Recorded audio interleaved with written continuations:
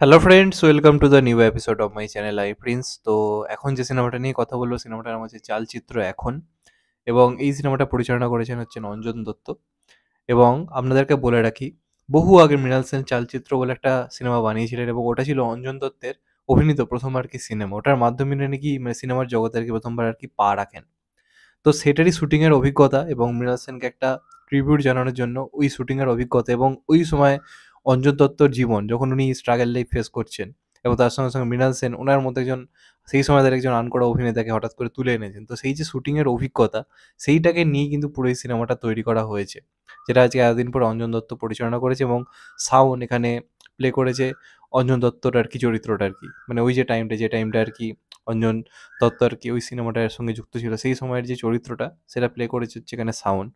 এবং আপনারা যদি এখন একবার চালচিত্র সিনেমাটা চালিয়ে দেখেন এবং সেখানে যদি অঞ্জন দত্তর লুকটা দেখেন, ঠিক এক্স্যাক্টলি শাওনকে কিন্তু সেম লাগছে। এবার এই সিনেমাটার ভালো দিক খারাপ দিক সেসব নিয়ে কিন্তু মানে কথা বলবোই।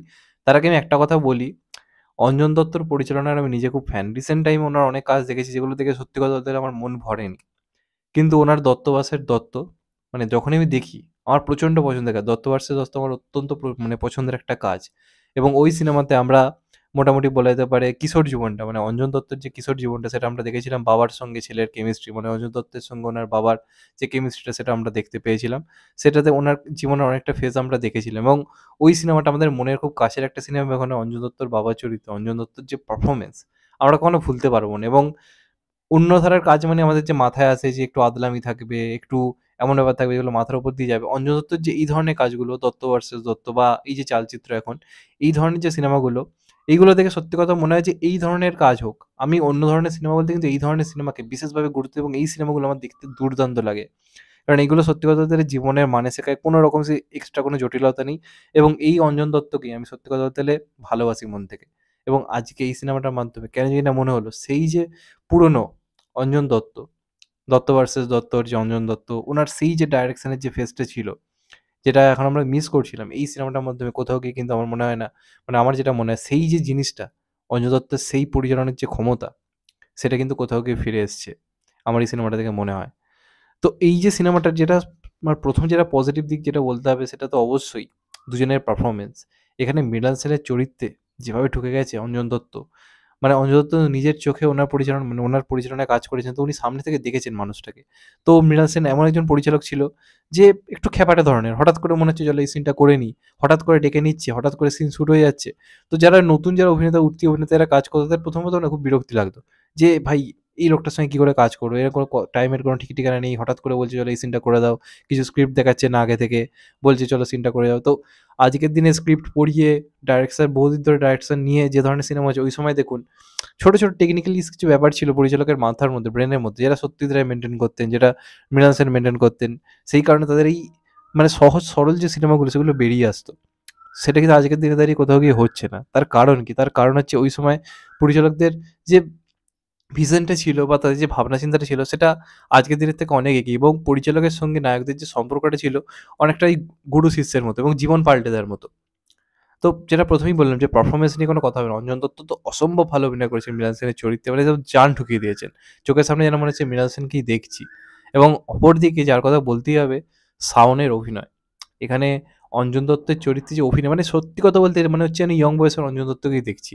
ঐরকমভাবে কথায়, কথায় ক্ষেপে যাওয়া, ইংলিশ বলা, একটা রকচটা ব্যাপার-স্যাপারগুলো, এবং ঐরকম ধরনের হাঁটাচলা, কথাবার্তা। তো শাওন না ফাটিয়ে দিয়েছে। অসম্ভব ভালো একটা পারফরম্যান্স দিয়েছে, জাস্ট আপনারা কল্পনা করতে পারবেন না। কি লেভেলে সে ডেডিকেশন দিয়েছে অঞ্জন দত্ত হয়ে উঠতে। এবং সত্যি কথা বলতে গেলে আমরা অঞ্জন দত্ত মানে আমাদের মাথায় যে জিনিসগুলো ঘোরে, একটু খ্যাপাটা টাইপের লোক, সিগারেট টানছে, গাঁজা টানছে, সেই যে চরিত্রে ওনার যে পারফরম্যান্স, রকচটা টাইপের একটা ব্যাপার, রেগে যাচ্ছে, মানে অসম্ভব ভালো কাজ করেছে। এবং তার সঙ্গে, সঙ্গে বাদবাকি প্রত্যেকে যারা, যারা রয়েছে ছোটখাটো চরিত্রে, এবং যারা চালচিত্র দেখেছে তারা জানে ওই সিনেমার কিছু, কিছু সিন রয়েছে যেগুলো চিরকাল মনে থাকবে। যেমন উৎপল দত্ত যখন আরকি অঞ্জন দত্তকে বলছে যে, "তুমি কি কমিউনিস্ট? বা তুমি কমিউনিস্ট?" ওই যে জায়গাটা, সেটার এখানে শুটিং এর যে মুহূর্তটা, যে সিনটা করতে গিয়ে বারবার হেজিটেট করছে অঞ্জন দত্ত, পারছে না। নানা রকম এক্সট্রা জিনিস করতে। যেহেতু ওই সিনেমার ওই সিনটা খুব ইম্পোর্টেন্ট, তো সে নানা রকম এক্সট্রা জিনিস করতে চাইছে। যে চলো এটা করলে আরেকটু বেটার হবে, ওটা করলে আরেকটু বেটার হবে। যেহেতু সে নতুন, অনেক কিছু সে জানে না। তো তখন তাকে মৃণাল সেন এসে বলছে যে, "সিনেমার কিছু, কিছু সিন থাকে যেখানে তোমাকেই 100% দিতে হয়। আর কিছু, কিছু সিন থাকে যেখানে ক্যামেরা, মিউজিক, এই সমস্ত জিনিসগুলো 100% অলরেডি কাজ করে দেয়। তুমি যদি সেখানে এক্সট্রা কিছু করতে চাও, সেটা ওভার অ্যাক্টিং হয়ে যায়। তো যে কারণে অঞ্জন দত্তকে ওই সিনটাতে মৃণাল সেন বুঝিয়ে দেয় যে তোমায় এক্সট্রা কিচ্ছু করতে হবে না, তুমি নর্মাল থাকো। এবং সেটারই প্রতিফলন আপনারা চালচিত্র সিনেমাটা এখন গিয়ে দেখুন, দেখলে বুঝতে পারবেন। এবং ওই শটটাকে যেভাবে এই সিনেমার মধ্যে কীভাবে হয়েছে দেখানো হচ্ছে, জাস্ট লিটারেলি গায়ে কাঁটা দেবে। যারা চালচিত্র দেখেছে তারা যখন আজকে চালচিত্র এখন দেখবে না, তাদের কোথাও লিটারেলি মানে গুজবাম্পস হবে, গায়ে কাঁটা দেবে। এমন এমন কিছু মুহূর্ত যেগুলো আমাদের মানে মাথায় রয়েছে, যেমন এই স্বপ্নের দৃশ্যটা, সেখানে একজন অভিনেত্রীকে নেওয়া হয়েছে যে এর আগে মৃণাল সেনের সঙ্গে অলরেডি 3টে সিনেমায় কাজ করেছে, কিন্তু এখানে তাকে একটা ভিড়ের মধ্যে একটা দাঁড়ানোর পার্ট দিয়ে দিয়েছে। সে বারবার বলছে যে আমি এরকম একটা ইম্পর্টেন্ট পার্ট করলাম, আপনার আগের সিনেমাগুলোতে আপনি এখানে এরকম দিয়ে দিলেন। তো মৃণাল সেন বলছে কি যায় আসে। তো এই যে জিনিসগুলো, সেগুলো এখানে যেভাবে দেখানো হয়েছে, এক কথায় অনবদ্য। আর অঞ্জন দত্তের ওই সময় পার্সোনাল লাইফে অনেক রকম ক্রাইসিস চলছিল। ওনার বিয়ে হয়ে গেছিল, ওনার একটা বাচ্চা ছিল, এবং বাচ্চা মানে আমরা জানি নীল দত্তের কথা ওখানে বলা হচ্ছে। তো তার পাশাপাশি সে থিয়েটারটাকে সেইভাবে চালাতে পারছিল না। সে যে মতবাদে বিশ্বাসী, তার দল সেই মতবাদে বিশ্বাসী নয়। নানা রকম নিজেদের দলের মধ্যে নানা রকম প্রবলেম হচ্ছে। অঞ্জন দত্ত নানা রকম প্রবলেম ফেস করছে। সেই সময় দাঁড়িয়ে অভিনয়ে আসে, এবং তার জীবনের স্বপ্ন ছিল বারবারই কলকাতা ছেড়ে জার্মানিতে চলে যাওয়া, বার্লিনে চলে যাওয়া। এবং এই শুটিং চলাকালীন তার কাছে একটা জবের অফার আসে, এবং সে সেটাকে রিজেক্ট করে দেয়। এইখানেই হচ্ছে গল্পের টার্নিং পয়েন্টটা, যে অঞ্জন দত্ত এমন একজন মানুষ যে বাঙালি কালচারটা অতটা পছন্দ করতো না। ওয়েস্টার্ন কালচার, কলকাতার প্রতি তার একটা ঘৃণ্য মনোভাব ছিল, যে এখান থেকে কী হবে, নোংরা, ভাল লাগে না। তার একটা মেন্টালিটি ছিল। কিন্তু আজকে দেখুন সে কিন্তু কলকাতাতেই কাজ করছে। কলকাতা থেকে কিন্তু বাইরে গিয়ে কাজ খুব একটা করেননি। কেন এই ভালো লাগাটা তৈরি হলো? তার পেছনে কিন্তু এই সিনেমাটার অবদান রয়েছে। এই সিনেমাটা চলাকালীন আপনারা চালচিত্র এখন যখন দেখবেন, দেখতে পাবেন মাঝে, মাঝে যে শুটিংয়ের মাঝে, মাঝে কলকাতাকে খুব সুন্দর করে দেখানো হচ্ছে। এই যে নিম্ন মধ্যবিত্ত যে জীবনটা, সেখানে গিয়ে বিভিন্ন জায়গায় এই সিনেমাটা শুটিং হয়েছিল, এবং চালচিত্রতে মধ্যবিত্ত জীবন দারুণভাবে দেখানো হয়েছিল। যেমন ধরুন ওই সিনেমাতে এই যে উনুন আর গ্যাসের যে সমস্যা, আজকে দেখুন আমরা কিন্তু সবচেয়ে বেশি চিন্তিত গ্যাসের দাম নিয়ে। তো সেটা আজকের দিনে তারা কিন্তু কমোডিটি রিলেটেবল। তো আজকে এই সিনেমাটা শুটিং চলাকালীন তখন অঞ্জন দত্ত কলকাতার বিভিন্ন জায়গায় ঘুরেছে, সেই সমস্ত মানুষদেরকে কাছ থেকে দেখেছে। আস্তে আস্তে একটা অন্য কলকাতা অঞ্জন দত্তের চোখের সামনে এসছে। তিনি কিন্তু আস্তে আস্তে কলকাতাকে ভালোবেসে ফেলেছেন, যে কারণে আস্তে আস্তে এমন একটা সিচুয়েশন আসে, যেখানে এই সিনেমাতে অঞ্জন দত্তের চরিত্র মৃণাল সেনকে কি বলবে বুঝতে পারছে না, কেঁদে ফেলছে। এবং সে বলছে যে সে বার্লিন যেতে চায়, কিন্তু সে এই মুহূর্তে তার ইচ্ছে করছে না। তার কাছে একটা বড় জবের অফার এসছে বার্লিন থেকে, জার্মানি থেকে, মানে এ থেকে। কিন্তু সে রিজেক্ট করে দেয়, এবং সে ঠিক করে না কলকাতা থেকে সিনেমাটা করবে। তো এই যে জার্নি, সেটাকে নিয়ে হচ্ছে এই কাজটা, এবং কোথাও গিয়ে আপনাকে লিটারেলি গুজবাম্পস দেবে প্রতিটা মুহূর্তে। এবং আপনাদেরকে বলে রাখি, এই সিনেমাতে ডেবিউট্যান্ট অ্যাক্টর হিসেবে ওই বার্লিন ইন্টারন্যাশনাল ফিল্ম ফেস্টিভ্যালেই বেস্ট ডেবিউট্যান্ট অ্যাক্টর অ্যাওয়ার্ড পেয়েছিলেন অঞ্জন দত্ত। এবং এটাকেই বলে জীবনের মারপ্যাঁচ। যে আপনি লাইফটাকে ভাবছেন একভাবে, সেইভাবে নাও চলতে পারে। অন্য পথে গিয়েও আপনি সেই অ্যাচিভমেন্ট পেতে পারেন, যদি আপনার সেই ডেডিকেশন থাকে। এবং এইভাবেই মৃণাল সেন অনেকের জীবন পাল্টে দিয়েছে। শুধুমাত্র ডাইরেকশনের মাধ্যমে নয়, ওনার মতবাদের মাধ্যমে, ওনার ভাবনা চিন্তার মাধ্যমে উনি অনেকের জীবন পাল্টেছেন। তাদের মধ্যে হচ্ছেন অঞ্জন দত্ত একজন। এই সিনেমাটা দেখতে, দেখতে আপনি এই জিনিসটা প্রতিটা মুহূর্তে ফিল করবেন। এবং তার সঙ্গে, সঙ্গে মিউজিকের কাজ অনবদ্য হয়েছে। নীল দত্তর মিউজিক অনেকদিন পর ভালো লাগলো।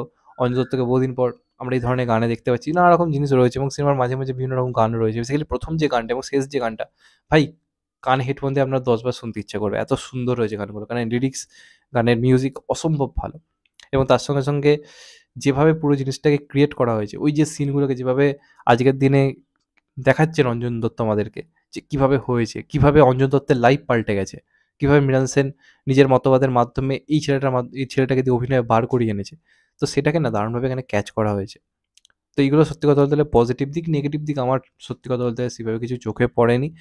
মানে আমার তো অন্ততপক্ষে কোনো নেগেটিভ দিক লাগেনি। খুব একটা বড়ও নয় সিনেমাটা, মাত্র ১.৫ ঘন্টার মধ্যে। কিন্তু আপনার সিনেমাটা কোনো অংশে বোর লাগবে না। আপনি সিনেমাটা দেখতে থাকবেন। এবং যেটা আবার বললাম, যে অঞ্জন দত্ত চরিত্রে শাওনের অভিনয় মানে তাক লাগিয়ে দিয়েছে।